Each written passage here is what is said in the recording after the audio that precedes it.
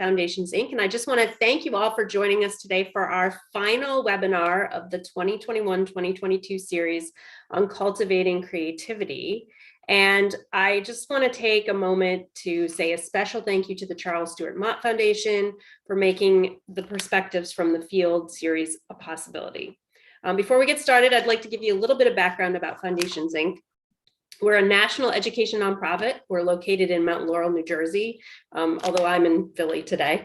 Our mission is to improve the quality of education by building the skills of educators. And we work across the school day. So we work with after-school programs, with schools and districts, and even at the state level to create a brighter future for every child every day. So if you're interested in learning a little bit more about Foundations, Inc., you can take a minute to follow us on social media. We'll make sure that we have that information for you in the chat. You might already know us from our signature professional learning event, the Beyond School Hours National Education Conference.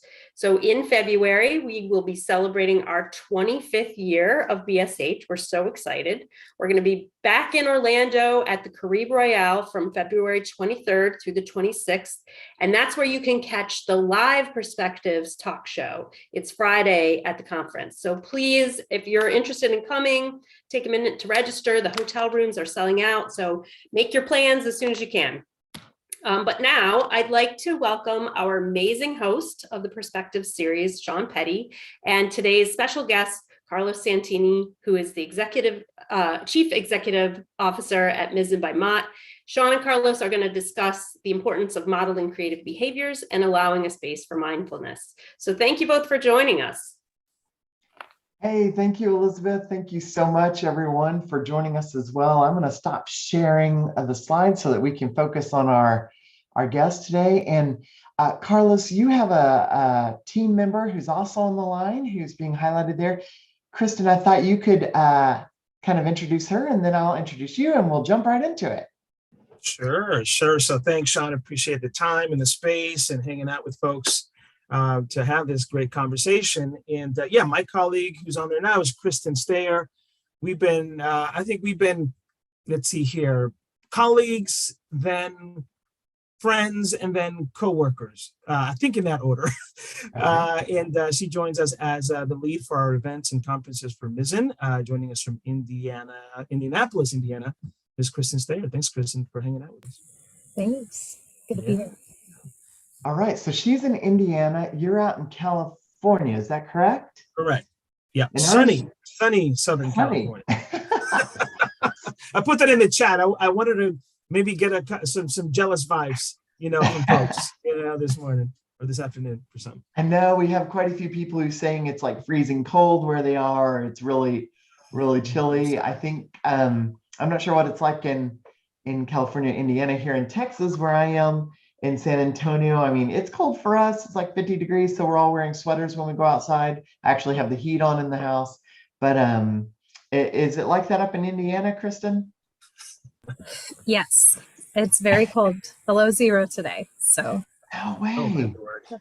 yeah. Okay, can I just like mess with people's heads? It was probably in the high 40s, maybe low 50s, and we were very cold yesterday. So I hear you. Well, it is great to have the two of you here. Can we start off? So, Elizabeth kind of gave us a little bit of intro, and the Perspective Show has always been supported by the Charles S. Mott Foundation, but they also have Mizzen by Mott, which is what you do. Can you tell us a little bit about what that is? And for those on the line who may not know, although I'm pretty confident everybody does, but just in case, can you give us a little background and kind of share kind of the vision of Mizzen? Sure. Yeah, no, thank you for asking that. And I'll pre-qualify it all, and I'll set the context by saying that I've been in the after-school field. In April of this year will be 20 years that I started in the field. Didn't know that I was going to hang that long, and we'll talk about that a little later. But in those 20 years, I've been in all types of roles, from executive assistant to graphic designer to counselor, camp counselor, to event planner, to associate director, to chief operations officer, to interim executive director, you name it. I've been in all the positions, both at the local level in LA and nationally. And the one thing that I remember always being being with my colleagues in the front lines is really the whole aspect of tools, the whole toolkit visual, the symbolism of what it means to have your toolkit, and content always played a part in the effort to be high quality and engaging. And that's the space where practitioners, it would always be a scramble, trying to figure out, where do I get my content? How do I plan my activities for the day? How do I lay out an 8-week plan? And Kristen and I worked on stuff like that at the national level. And so, I want to just set the context by saying I've been on the ground and I've seen the work, and I've understood that content has always played a really important part. Now, it's not the only thing, but it's definitely a solid foundation. So when Mott offered the opportunity for me to come over and really steer Mizzen by Mott to, it's like to help expand it and really set a course for what the work was going to be. Very excited to take on that role as of August of 2021. And the way it stands now is like, yes, Mizzen is a utility tool. It's there. We are always on the lookout for great partners and content that can be featured. It's really a tool that amplifies the work that's already being done. We like to think of ourselves as, we want to almost like ride on the coattails of great practitioners and say, hey, you've got great stuff. Let us help you package it.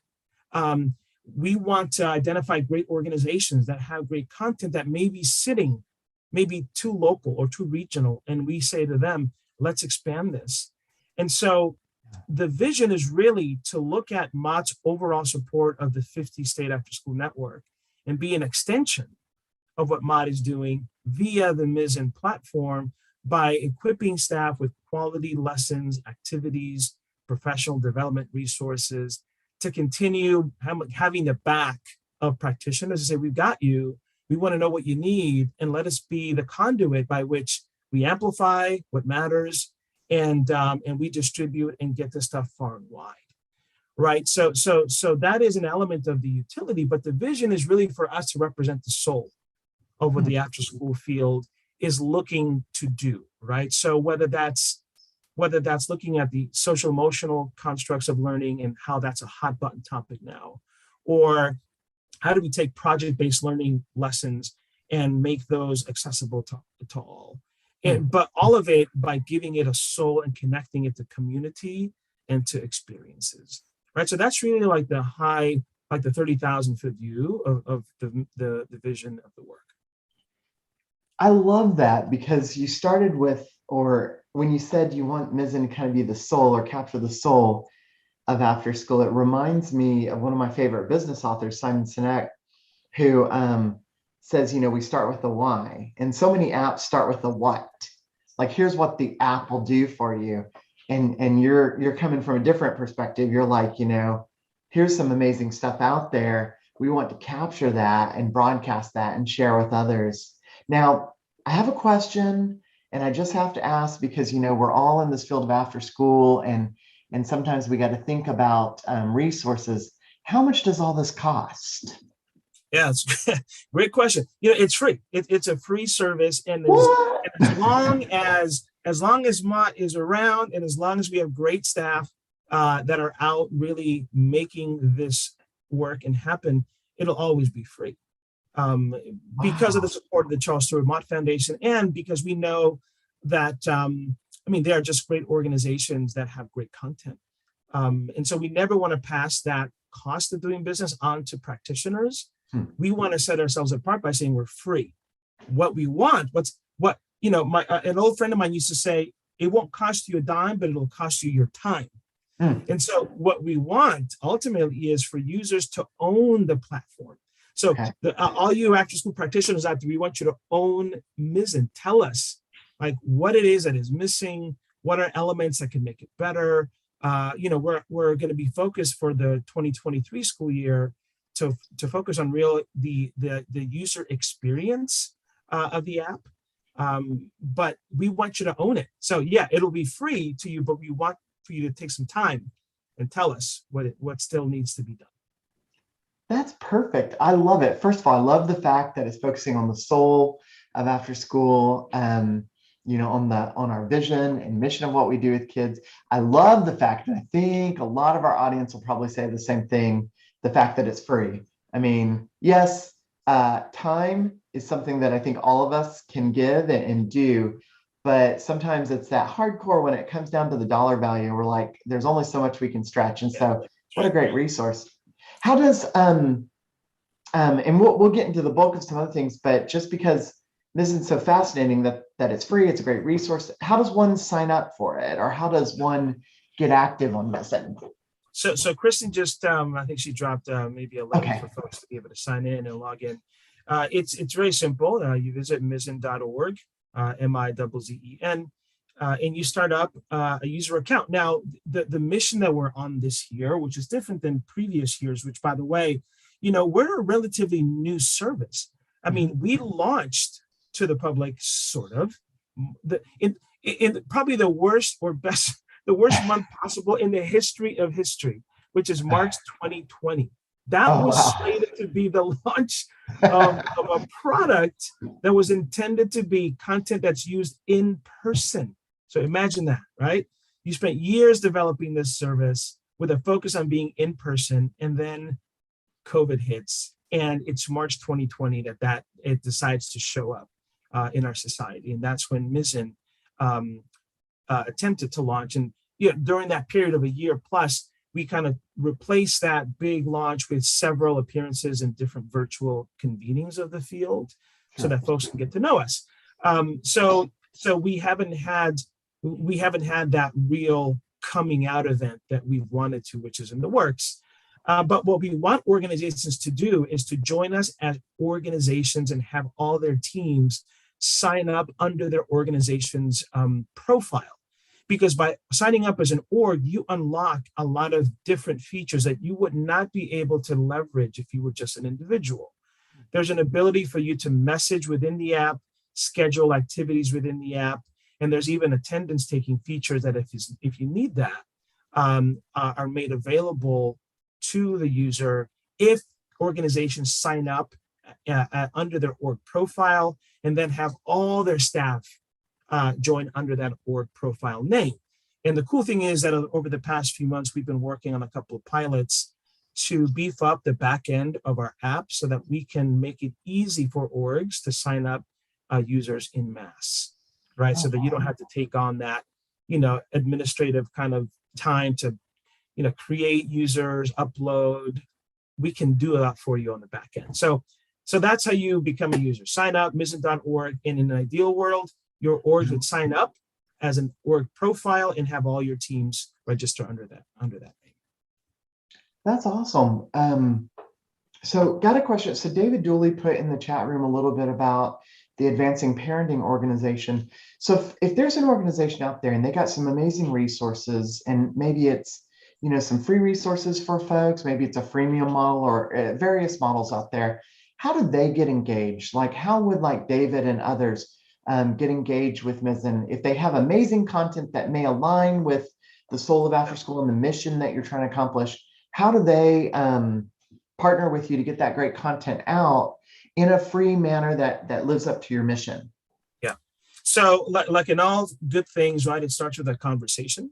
And so I with Kristen on the line, the work that her and I do with these types of experiences that we're in today is the follow-up, right? So if you're interested, please email my colleague, and she can drop that email in the chat if she hasn't already, and set up a time with us to talk about the amount of content you have, the type of content, because there are some publishing elements to the content that allow for it to transfer over to both the web-based and the mobile app platform.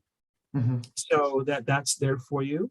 But it really starts with a conversation, right? And then we walk through, and there's a few different things that we review.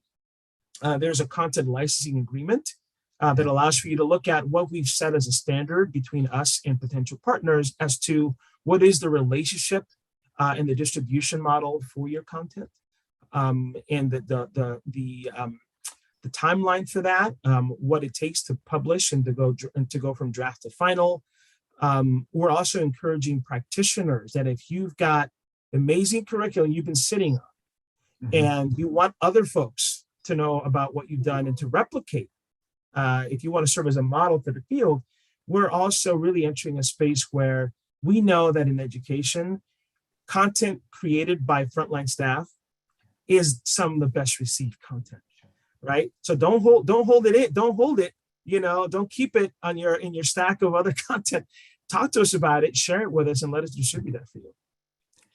I love that. I know I was once working with a group of youth. So my background, I was a teacher for a little while with secondary, and I struggle sometimes with elementary students just because I hadn't taught that age, and so it was very challenging. But I once did this exercise with them with candy, and we gave candy, and all of them held on to it. But the idea was to share candy. I was trying to build this communal, type of response, and I kept sharing, yes, you can hold on to your candy, but if you open up your fist and you share your candy, you might actually get more candy, because I was giving away free candy. And so I love that, because if people just hold on to content, yeah, it's going to enrich your own programs. But if you open up and share with others, we can enrich the entire community. Yes. And when you build it together, it's not having a piece of the pie, it's about building more pie.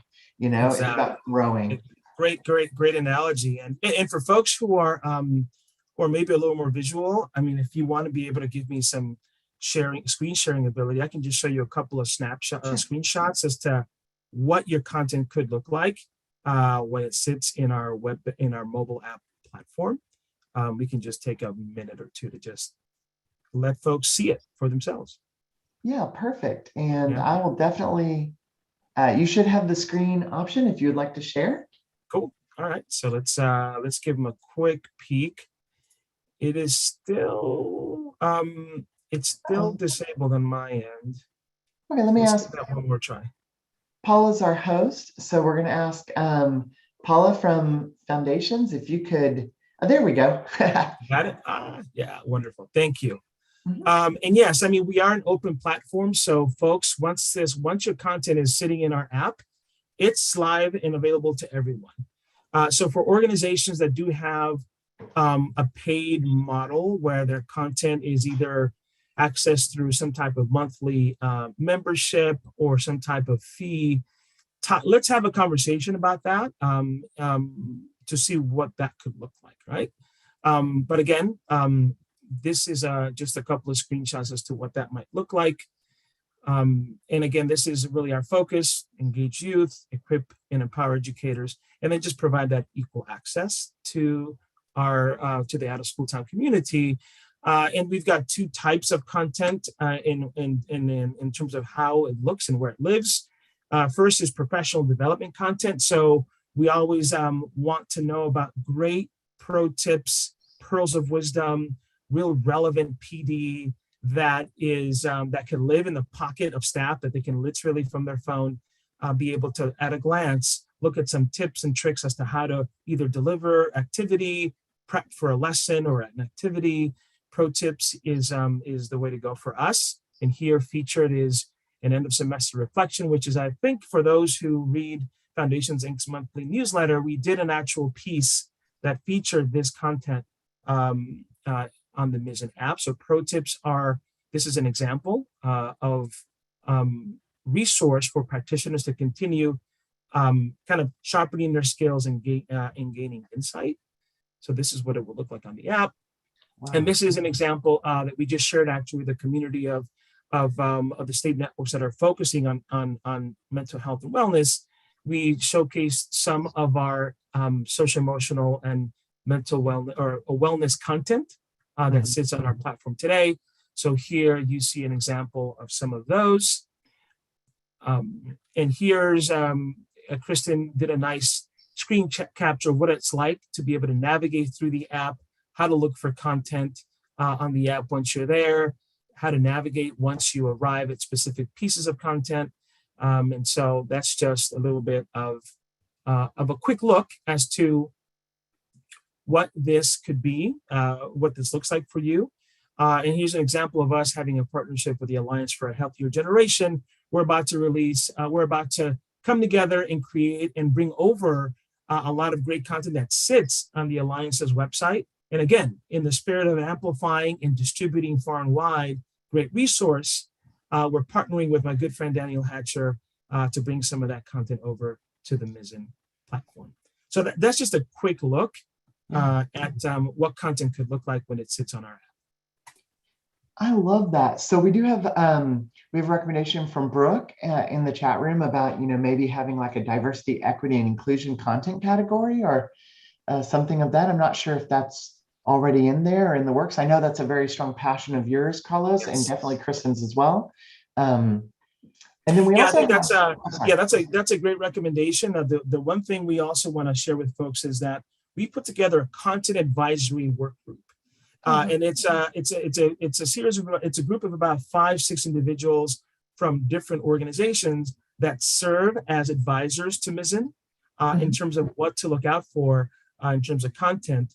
And there's a great colleague of mine, her name is Pomara Thompson. She has a strong, she's a consultant, but also she's been with Classroom Inc. for many years. She has a strong leading edge in the equity space. And so she's been really working with us on the future of Mizzen content with an equity lens. So yeah, I really hear what they're saying. Appreciate that. I love that. And two other questions. One from, and forgive me if I slaughter your name, I apologize. I am, I struggle with names, but I believe it's Janae. And please correct me if I'm incorrect. But the question is basically, how many, how big is Mizzen? Like how many people are kind of using it right now? Do you have, are you allowed to share those numbers? I'm not sure.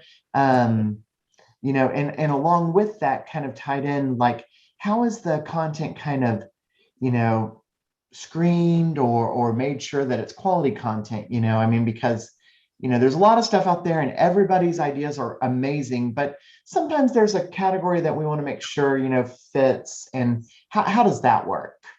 Yeah, so in terms of, and that's when we look at the content advisory work group, a big part of that is the vetting process. And that's why content acquisition is a slow endeavor because of the amount of vetting and checking and alignment that is taking place. So yes, I think there's a lot of cool stuff out there that we can just throw on Mizzen, but that's not in the best interest of the field. We want to make sure that whatever comes on is aligned to some level of evidence, some level of standards-based practices, that it's vetted for quality, for ease of implementation.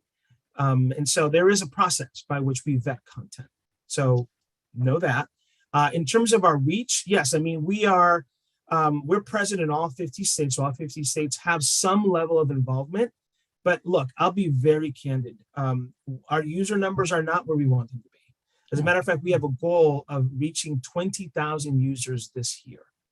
And so we want folks to join us because that's the only way that the app improves. And honestly, that's the only way that the app has enough diversity and vibrancy is when the field comes together and contributes their feedback. And in some cases, because I don't think everyone will bring content to the table, but everyone can bring perspective and feedback, but some will bring content. And so the only way to assure that we are relevant and we're firing on all cylinders is if we have a very broad community of users that are offering content of their own, whether it's a single individual or whether it's organizations like the Alliance that want to see their content show up in the 50 state after school network. All right, everybody. Well, you heard it here, right here in this Perspective Show. Mizzen wants to hit 20,000 users this year, and so we can help them do that. There are 91 of us in this audience right now. If each of us go out to just 6 people, just 6 simple people, we probably have 6 people working for us. If we talk to 6 and say, hey, sign up and use, and I can tell you, I have my my Mizzen cup right here. Which I was so thankful for it because when it first, when the app first launched, they said, hey, check out the website and give us some feedback, like the first 100 or however many users, if you do this, you get a free mug. And I was like, well, A, I'm going to sign up for it anyway, but B, free mug, sure, I'm all about free stuff. So I signed up. I love it. I love folks are already, let's do it, let's make it happen. You know, Yeah. I think like what they're calling it, a 6-person challenge or what is that? I saw something pop up. Yeah, I mean, like everybody reach out to 6 people. I mean, that was a good call, Sean. Yeah, if anybody's ever seen Kevin Bacon's TED Talk about 6 degrees of separation, that's all it takes. If we just reach out to 6 people, that's an easy, I mean, that's an hour-long conversation with your staff, right? Yeah. If each of us do that, we can hit 20,000 by next month. I mean, we can do it, everybody. So let's make this happen, because as Carlos and Kristen said, you know, if we get this momentum behind the app, you know, then what will happen is people will see the usage. And not only does that help Mott, because Mott will be able to talk to other funders, possibly to extend the app and grow the app, but it also helps, like Carlos said, with content. But more importantly, think of the impact to the field if we're all using high quality material that we have shared, that practitioners have actually used.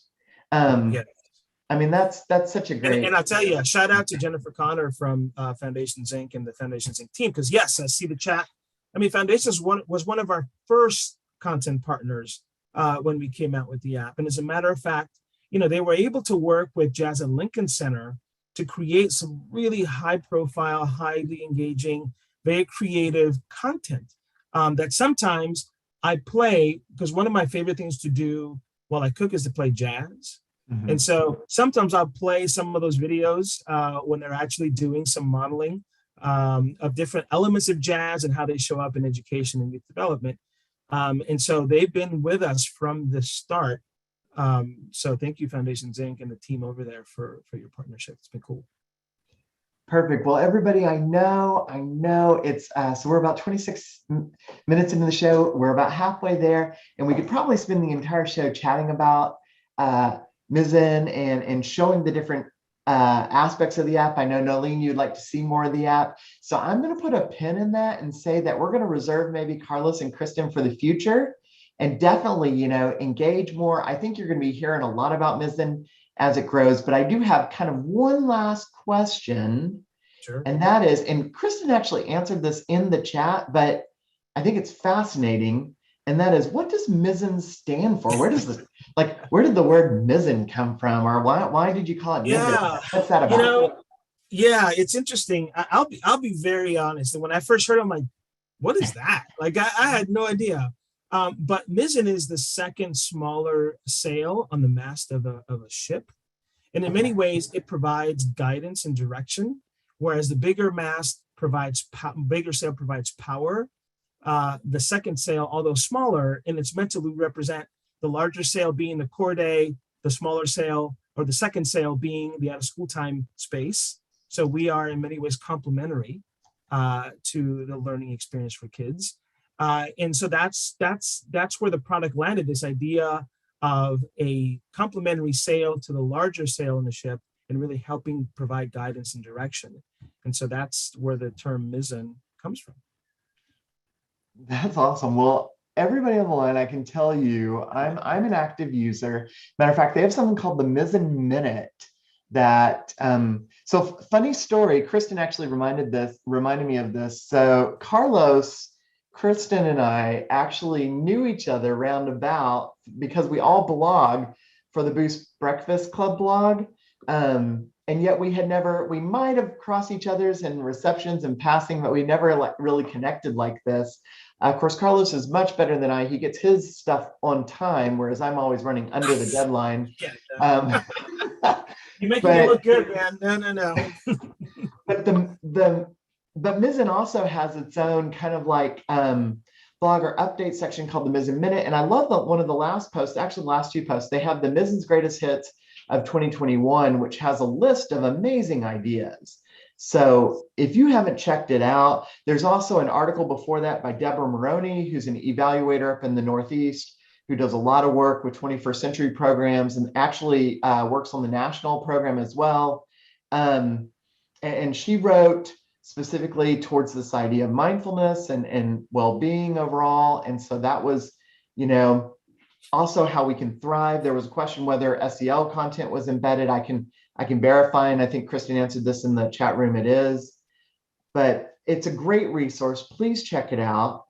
But for our show today, I want to take us in a little bit of a different direction. And I also want to let Kristen know. So just like we are dealing with this amazing world where kids sometimes have school, don't have school, get out of school, and the craziness of our new evolved society, I guess you could say. Kristen may actually have to pop off later on today. So if she pops off, it's not that she's not interested, because she's totally engaged. It's just that she's got to go, I think, get her kids. Is that right? Like, yeah, okay. Got to get them from school. Got to pick them up and transport them, You know, so we all deal with that. I remember I was giving a show the other day, and it was like my doorbell was going off 5 times because the FedEx guy actually had to reach me, for some reason. So we understand totally. But let me ask you guys, so Carlos, you're in charge of Mizzen right now. You're creating this motion. You've had years of experience. Did you know growing up that you would be like this after school guru and lead this, or did you go in a different direction and pivot? What happened? Yeah, I would go so far as to say guru as a probably more of like I'm there's just experience and there's history that I could definitely lean on, but no, that was not the plan. It's interesting because when we think of creativity and mindfulness, I don't know how often we take time to take inventory of our lives because we're always moving. And there's oftentimes that it hits me like, wow, like I look back, I turned 49 recently. And and I look back and I go, wow, there's been a lot of shifts, a lot of pivots, a lot of turns, both unexpected successes and unexpected tragedies. And this was not expected. I grew up in an environment where I didn't know, life was day to day, week to week. And I could not look too far into the future. As a matter of fact, when I got into UCLA as a student, my mother did not believe it. because of where we were in life, I couldn't lean on my mother to apply. So I actually, hopefully I don't get in trouble for this, but I forged her signatures on things in order to be able to apply. And so things were not always, I did not have this like my kids have now. They can look into the future and go, I want to. I do remember as an 8th grader saying that I wanted to go to UCLA. I remember saying that. And I think I even remember like where I was coming out of class on one of those like bungalows that sit on the blacktop.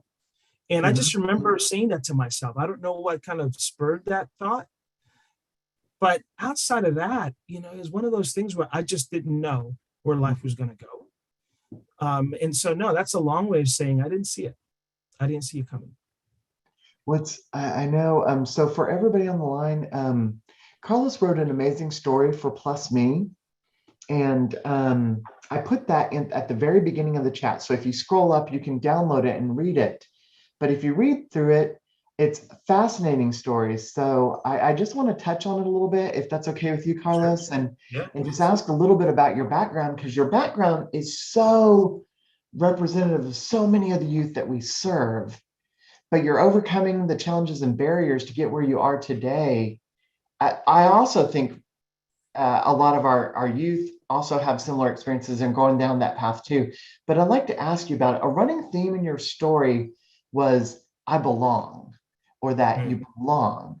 Share a little bit about that, if you would, and share a little bit about kind of how the various people at the different stages of your life, at the stage when you were young, at the stage when you were in elementary school, when you were growing up, when you decided that UCLA you want to go, that's a prestigious school to say, I'm going to go there, and yet you did. How did all this happen? Like, how did that theme happen? Yeah, the belonging theme is really, especially, and I think you touched on it for us. It's especially in our society as we become isolated from others, for an extended period of time because of COVID. This idea of belonging is really important. That's how you feel like you're part of a community and you have something to offer. And I dare say you feel that there's a sense of worth when you belong. And that's like a fundamental human condition. We are social creatures. We need to feel like we are connected and we belong to something, to someone, to an idea. Because if we're disconnected and we're alone, which leads to a lot of dangerous behaviors, when we feel that sense of isolation, it's really hard to fully materialize as an individual, to feel like you've reached a certain level of accomplishment if you just don't feel like you don't belong to anything, right? So for me, that's because the way I came to this country, and then a lot of immigrant families go through this. Families are separated. You don't know who's who. When my mother left me as a 1-year-old to come to the US, I did not know her. I stayed with my aunt. And long story short, I thought she was my mother. 7 years later, it's time to make a trip to the US, and there I met my mother. And that was, to this day, I still don't understand my reaction to what it was like to meet your mother for the first time as a 7-year-old. And then later on, finding out that my father was not my real father, and that was something else. And then hopping around from community to community, it was really difficult to feel like I belonged. And it's stuff that I even struggle to this day. Like for me to genuinely feel like I am plugged in and I belong, right? Even after 20 years in the field, even sometimes I would sit in circles of my colleagues and still wrestle with this mindset that I have of, do I belong in this space? Do I belong in the field? Right? And that's just a mental trap that has followed me since I was a kid. So it's been tough to shake. But neither here nor there, folks have always been present to pull me in, which is really a testimony to just how my career has progressed. It's been because I've been connected to others and I've had relationships. And those relationships have helped me grow individually and also move my career along, which is important.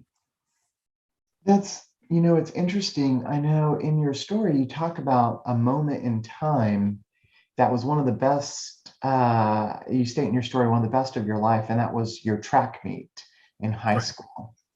Can you share us a little bit about that? And do you think that's that, like what your coach, Mr. Hanley, did for you being on the track team? Do you think that's something that is resounded across youth development programs across the nation, or was that really a spot check in time? Can you elaborate a little bit on that? Sure. I'll also underscore this, right? And you talk about the story. We all have a story, and that's the focus of the Plus Me project. That's why I wrote it. We all have a story to tell. And we want to empower young people, students, youth to know that they have a story and they need to share it. So that's a form of self-advocacy. And in that storytelling, you are being creative. So our lives have story. And if you can stop for a moment, be mindful of your story, capture it in a way that others can connect to, you are being creative and mindful, right? So just pay attention to that, because that's what I went through in putting that story together. And so, yes, you ask about, does that story of Mr. Hanley, the famous Mr. Jim Hanley, does that connect to youth developers? Absolutely, because that moment when I was a 6th grader in middle school, that legacy that Hanley left me passed on to my siblings, who ended up running for their respective colleges, and my sister ran for Team USA. Now my oldest daughter is running cross country and track and field in high school. And she said that in this return to school, that has been her family, the cross country and track and field teams. So look at that, right? Like how many, that was in 1986, 85. And now we're in 2022. So we're talking almost 40 years later, that legacy is still going. So yeah, I think it definitely resounds with youth developers, because I believe, and I've heard youth developers say this. You are in the moment with youth now. You're doing your best to mentor and be there for young people. And sometimes you don't see the fruits of that labor until much later on. That's an example of that. Thank you for sharing. I would encourage everybody, I've put the document in the chat room. I've also shared the link. Carlos is so kind to share his personal history. And as A.S. Rainey says, your vulnerability, your transparency in this and sharing with everybody, it's amazing to open up because it helps us all grow. And one thing that Carlos is really good, he's kept me on topic by mentioning several times our theme, which is creativity and mindfulness. So if I transition a little bit to that, Mizzen launched during kind of the beginning of the I don't know what you could call it, lockdown, quarantine, just the day of really evolving into proper safety protocols to be safe, that time frame. And during this time frame, a lot of people have been a little bit maybe isolated from others, that social connection has been through a window on the computer like this. Is there a place for creativity and mindfulness in this world? The short answer is yes. There is. There's oftentimes folks would associate mindfulness or creativity to maybe it's a privilege that only a privileged few who don't live hurried and haggard lives, right, can do. And honestly, it's for everyone. You can, and what it takes is to make the time and to observe. The great educator John Dewey said, we don't necessarily learn, we learn through reflection. That's really the true process of learning, is when you can pause and reflect. And so the way that you can be creative and mindful is one of the simplest ways is to journal, right? Is to be able to just kind of find a journal that you can that has a certain feel to it, right? And a certain look to it, so that it's not just some basic, notepad that you get at Staples, but it has a certain look and feel to it. And nothing can replace a pen on paper. I was writing on my wife's iPad yesterday, doing some org charting, and it just does not feel the same, right? It's cool. I like it. Don't get me wrong. I'm a tech geek, so I think it's cool, but it's not the same. So if you have a journal and a pen, you can do it. And you don't have to be incredibly artistic to be creative. You can just be, you can maybe have a little bit of ingenuity. Like for me, I don't know how to draw worth a nickel. Like I cannot draw. So a couple of years back, when I was thinking of taking an element of my life story and doing something with my daughters, we created a book called In Her Footsteps. Okay. Right? It's like it's a book that we wrote about my daughter always having her shoes off everywhere she went. And in my head, I'm like, how am I going to draw a kid?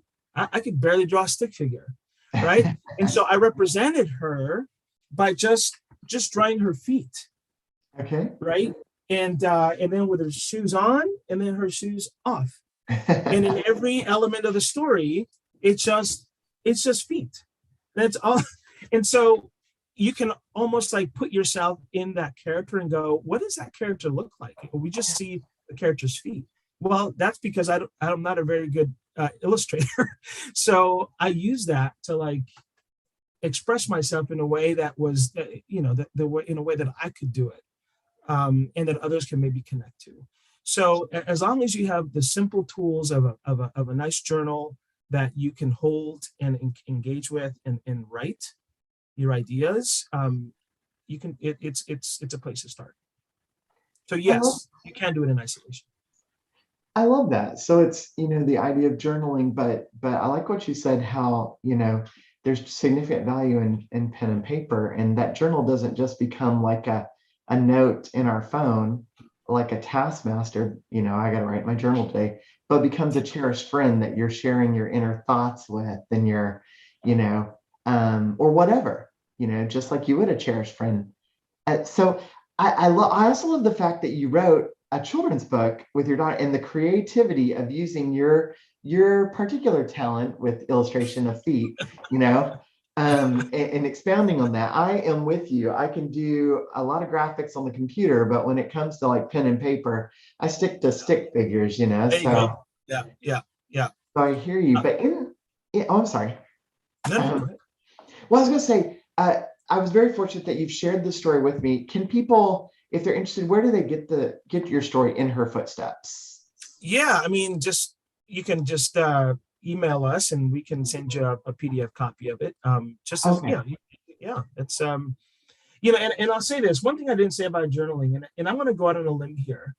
You know, culturally as a Latino man, journaling is not something that is like it's not something I saw in other Latino men. Mm, And so I think we have to really also be very real about there are some cultural misunderstandings or cultural um I don't know, just issues with your not seeing representation in who takes the time to mm, write and journal and do that type of mental exercise. So we also have to bring real diversity to what it means to like capture your feelings, sure. be a poet, be thoughtful in what you're seeing in the world, and journal. It's something you have to be really connected to. You have to be connected to what you're observing, be vulnerable enough to write it, Mm, and then vulnerable enough to share it. So I think there's a lot of stigma there in being a man, b a man of color, mhm. in saying, hey, we journal too. We have deep thoughts. Yeah. We have fears, we have dreams, and we want to be able to document that in a place that's special. I love that. Thank you for sharing and for bringing up the cultural aspect. Well, I am definitely of a very Irish background, as you can tell by my very pale skin.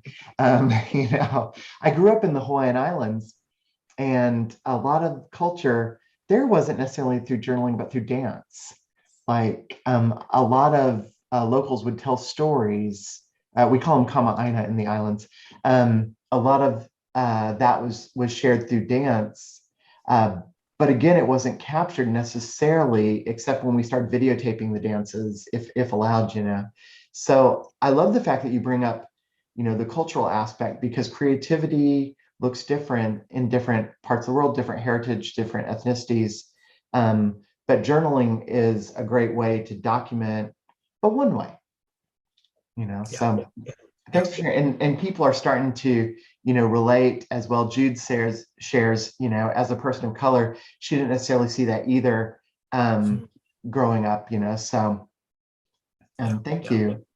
Well, if yeah. I go though back to your children's story though, the in her footsteps that you shared, and I would encourage everybody, and I can share with your permission, Carlos, because you did give me a copy. Yeah, just go ahead. You can put the PDF right there on the link on the Okay, chat box. I Yeah, just wanted to make sure I didn't want to share someone yeah, else's content without permission.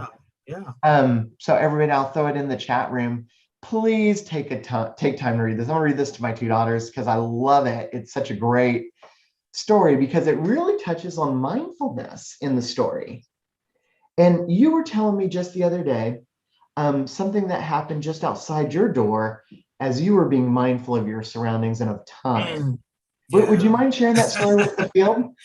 Yeah. So this past Saturday, right, turned 49, and I'm a 49er fan. So it was nice to see the San Francisco 49ers beat the Packers on my 49th birthday. So I think there's a little bit of something there. But so I, maybe a day before my birthday, I turned to my 15-year-old daughter, and I say things to my daughter, and sometimes she'll go, "Cool, Dad," and then she'll just kind of move on. But this time I said, I want to garden. Like, I want to try something new. Like, I want to garden for my birthday. And she's Have you like, ever "What?" gardened before? No, Okay, this is just no, new. I never gardened. And we live in an apartment building, which the landlord's not. They don't really put enough TLC in it, and so we had this dirt kind of like in front of our apartment, and it's like a multi-level collection of dirt that sits there. And then the rains came, and then all of a sudden, all these like little flowers that smell like honey. I don't know the name of these flowers, but very tiny white, like wildflowers grew. And I said, oh, wow, this dirt has life. I had no idea, like forever it's been dead. And so I just said, you know what, I'm just going to keep watering it. And then I thought, let's start gardening. And so we went to Home Depot for my birthday and we bought some basic tools, bought some flowers, and we just started gardening. You know, we prepared the soil, we pulled out some roots that were there, and we put in some Miracle Grow, and we have these 2 trees that pop out from there. And I've always loved the idea of this little circle of flowers at the base of a tree. I've always seen that in pictures, and if you play like The Legend of Zelda, you know, Breath of the Wild, they have like really awesome like natural landscape, and I always had this little bed of flowers at the base of these trees. So I said, you know, let's do that. And so we did that, and so we started gardening, and there was a lot of cool things that were kind of coming out of that experience for me. I think the biggest one was, you know, in this driest of dries, and there was life under that. It's like, wow, it's crazy. Like there's, you know, when I think of the field, right, when I think of practitioners and the work that we do, and I was walking by a school yesterday, my kid's school with my dog. I just went out for a run yesterday, walking back to cool down, and I saw the fluorescent light of a classroom at 5:30, right? And it reminded me of like back in the day when I was closer to programs, and it was 6 p.m. and the only lights that were on in the building were the lights where after school programs are holding classes, right? And so that glow of that classroom amidst a dark campus kind of reminded me like there's life here, you know, still when everyone else is gone. And again, my colleague wrote a piece called An Ode to a Site Coordinator. His name's Diego Arancibia, a great friend and colleague of mine. He wrote this poem many years ago, and he talked about how, you know, they're the last people standing on a campus. There's a janitorial staff and the out of school time practitioners, right? And they're there late in the day. So I don't know, there's a lot of connection between what I was experiencing in the garden and what I've been through in this field. You know? Thank you so much. It's so funny. There is there's a lot to unpack there. I will share the Ode to a Site Coordinator. If you have not listened to it, seen it, I think they even made it into like a sketch drawing, an animated drawing. The World of Expanded Learning, I think, did that. It's an amazing, and it's really hitting on what Carlos is saying here. And then if we go back though to unpack first of all, the fact that just out of the blue, you're like, let's do a garden. That's a crazy kind of thought there, you know. And some folks are saying maybe the plants were honeysuckles or anything. So I have to ask, is the garden, I mean, are you thinking of like doing just the cool little flowers like in Zelda, or are you thinking about like going into like the gangster gardener thing with the whole like growing tomatoes and other plants? You know what? I wish I could, but we have, because I'm trying to really take care of it. And there's a bunch of critters out there, you know, so they're already like digging in, like maybe trying to get to the Miracle Grow and whatever's in there. And so there's no way right now, unless we design some real like contraption to keep critters out, that it's going to happen. So for the moment, you know, that's an example. That's the garden. That's what we planted. That's right? Beautiful. And here's the famous. Let's see if I captured it correctly. The famous. I don't think I did quite, but that's the base of the tree, and those are the flower beds. You know, the flowers are planting around the tree, right? So we're gonna stick to just flowers for now, and we'll see if we have a green thumb, and if we fail at flowers, we're definitely going to fail at food. so we're going to see how it goes. Well, perfect. Well, we have a lot of folks in the chat room sharing that you have a beautiful garden, and some folks are giving some gardening tips. Like Amy says, sprinkle pepper. Sprinkle in the soil. Pepper. So okay. I totally can understand that, but everybody's like, good point. Well, we're kind of wrapping up. I just want to point out, Julie, I do see that your hand is up. If you have a question, just let me know, just throw it in the chat there and I'll make sure to bring it up. but I'm gonna bring up a quote from someone you know, and I want to ask you a little bit about it because I think it kind of connects everything that we've talked about, all the way from Mizzen and the creation of Mizzen to how Mizzen is, kind of working on that soul of after school, really helping us as practitioners growing. And our challenge, by the way, of getting 20,000 people this year in the app, but also to you're bringing together the whole you belong concept, your history, your evolution, and growth.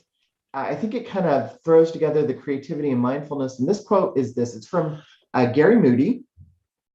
And he says, everything changes, everything is connected, pay attention. Can you unpack that for us a little bit? The great Gary Moody, Gary gave us all a shot to do this work when we didn't have necessarily the background that most people will look for to lead. So he's definitely our sensei. And so that quote around everything changes and everything is connected, especially now as we're looking at both, everybody's talking about what the pandemic laid bare, right? And how folks are now stepping in and stepping up to engage with issues of identity, emotions, trauma, and how that's always been there. So the idea that, yes, although our education system is going through major changes because of the pandemic, we still, that is definitely connected to the emotional state of young people, both students and staff. So whenever we see systems change, we need to make sure that there is an underlying understanding that everything's connected. You can't just flip the switch on one thing and not understand how it affects the other. So when we look at concepts like accelerated learning and really pushing the speed as to how kids are learning, let's remember that that's also connected to the trauma that kids are still trying to unpack. Sure. So everything changes, everything's connected. So pay attention, meaning be mindful, figure out how to make those connections, how to be creative in how you address crises and struggles, because out of that comes innovation, right? So that quote for me has always been about there's a connection amongst all things. So when one thing changes, so does another. And so pay attention, be mindful, figure out ways. And I'll say this, one thing to be mindful of is, and I shared this with you the other day, because of our youth work, we're uber focused on making sure that youth have the very best, but are we pouring in the same love and care for frontline staff? Right? Yeah. I made the comparison of, we want to design an engaging experience for youth, but for staff, we want to give them the operations handbook, right? Nothing wrong with the ops handbook, right? But they need more than the ops handbook, right? They need more than the employee handbook. They need that same level of care and love and creativity that we pour into a lesson for young people. We also want to do that for our adults. Well, I can't tell you, Carlos, that's just sage advice. I mean, that's amazing. Everybody on the line, thank you for, joining us today and everything. As we wrap up here, I can just say, first of all, what an amazing hour this was. Like getting to know you, getting to understand your passion, understanding more about Mizzen and how it can be used in the field. Remember, everybody, our 20,000, go out and just tell 6 people about Mizzen. And then let's get more people signed up for it so that we can grow. It'll help our movement. But more importantly, I think what Carlos has shared with us is being creative, whether it's drawing feet to do a children's story, or whether it's walking down the street after an amazing birthday saying, gosh, I think I want a garden, and doing that. Just remember, and if we want to tie it back to evidence, it goes back to Maslow's hierarchy of needs. We can't really help kids accelerate learning if they're starving. We can't really help kids focus on something if they don't feel cared about, if they don't feel like they belong. But also, our staff can't help others if they don't feel like they belong. It is all connected, and we do need to pay attention, because as we continue to help each other take care of our own mental health, our own mindfulness, our own well-being, we can better serve kids. And at the end of the day, That's what matters is, are we growing this movement? Are we growing the pie? Are we helping kids overall? Are we being mindful? And are we having our best life in the lives of those that we serve? So, and as Chandler says there, every child deserves a champion. We can be that champion if we take care. Carlos, thank you. Thank you for taking this time. Thank you. We're going to hear more from you. I mean, we could sit and talk all day, but we're going to hear more from you. I do believe that you're going to be joining us at the live perspective show. I talked to Elizabeth and them about that. And so thank you. With your permission, Carlos, I'm going to turn it back to Elizabeth. Thank you, Sean. Thank you. Thank you, guys. Thank you both so much. Sean and Carlos, I know you are both insanely busy, and the fact that you were willing to take the time to share this conversation with us today has been really amazing. I appreciate both of you so much, and I'm looking forward to seeing you in person. That's what I'm so excited about. I also want to say thank you again to the Charles Stewart Mott Foundation. Without their support, these webinars are not possible. Our live show is not possible. So again, we appreciate them so much. Thank you all for joining us, taking an hour out of your busy schedules to spend some time with us this afternoon. And we hope that you will seriously consider coming to the Beyond School Hours Conference in February for the live Perspectives Talk Show. So it's basically the 4-webinar series that we have done over the course of this past year comes together in one amazing live conversation. It's going to be a good one this year. So we hope that you will make your plans soon. Again, the hotel is selling out. We're in Orlando from February 23rd through the 26th. The other thing I wanted to mention is evaluation is really important to us. So take a minute to fill out the survey. The link is in the chat. And again, I just want to say thank you to our fabulous host, Sean Petty, and today's guest, Carlos Santini. And thank you for joining us today. I hope to see you in Orlando.